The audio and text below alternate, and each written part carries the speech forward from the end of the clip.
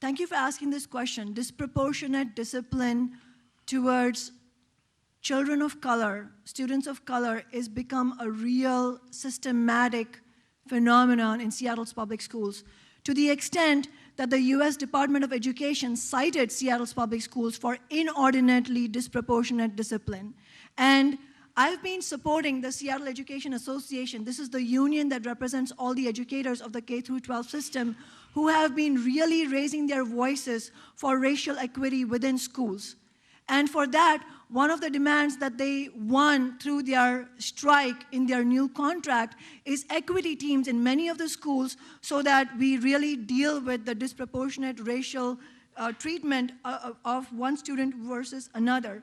And one of the reasons they have won this huge victory in their contract is because they had such tremendous community support, and because through our council office, we were able to pass a resolution that supported their strike.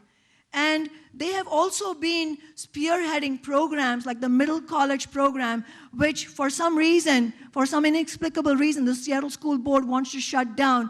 The Middle College program has been a shining example of an alternative to the school-to-prison pipeline and turning it around into a school-to-union job or school-to-a-fantastic career pipeline. I've seen the people who have themselves graduated from these programs and the success that they have achieved.